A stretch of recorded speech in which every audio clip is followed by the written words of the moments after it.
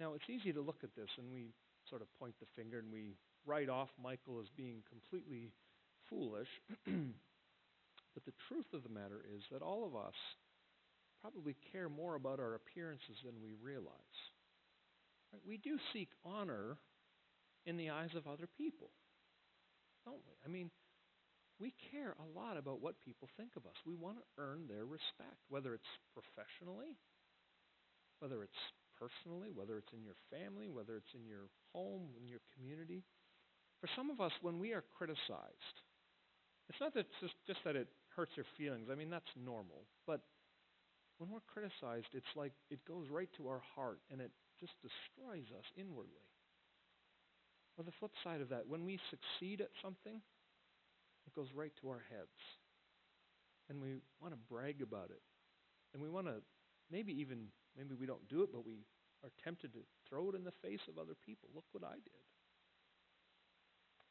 Some of us have a really hard time showing our weaknesses or our shortcomings, our failures to other people. When we try something and it doesn't work out, we want to cover it up and never talk about it. We don't want to let anyone see our weakness.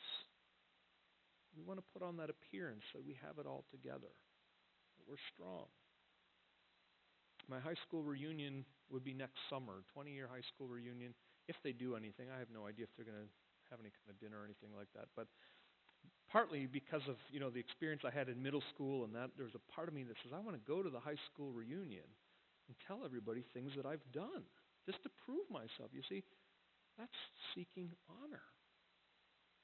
It's seeking honor in the eyes of the world. It's wanting to prove ourselves. And Michal says something really interesting, really important in verse 20. She says, oh, how you've distinguished yourself, right, in the eyes of all the slave girls, just like any vulgar fellow would. That word vulgar is translated in different translations. The ESV puts it, I think, a little more accurate, but it needs a little explanation. The ESV says you're being empty. I think the closest in English we have, you'd say you're being a bimbo, just like an airhead. There's nothing to you. And that's important because what Michal is really saying is you're a nobody. You're acting like a fool. You're emptying yourself. You have no dignity. You have no honor. And David's response to that is so powerful. David turns around and says, don't you see? I will celebrate before the Lord. I will become even more undignified than this. What is he really saying? He's not saying I'm going to try to act foolish to impress anybody or I'm going to act foolish just for the sake of acting foolish. What David is really saying is, I have found that my honor is in God. My honor comes from my relationship with Him. Ark of the Lord has just come into Jerusalem, and David is really saying, my honor is found because God's presence is here. I am in God's presence. So I don't care about the honor that I may or may not have among other people. I care about the honor that I have from God. And don't you want that kind of strength, that kind of inward confidence? I mean, don't you want to be able to say when someone criticizes you, hey, I'm sorry you don't like me, but it's not going to destroy me. Don't you want to have that kind of confidence that says, whether I succeed, my success doesn't go to my head and failure doesn't go to my heart? Don't you want that kind of inward strength? How do you get it? Well, David actually, he's pointing to another king. In the Old Testament, so many times when we read of David, we have to see him as sort of a lens through which we look forward into the New Testament, to the greater king. David really gives us a picture of Jesus. He's meant to be the picture of the kind of king that Jesus would ultimately become, but he's a little scale model of the greatest king ever.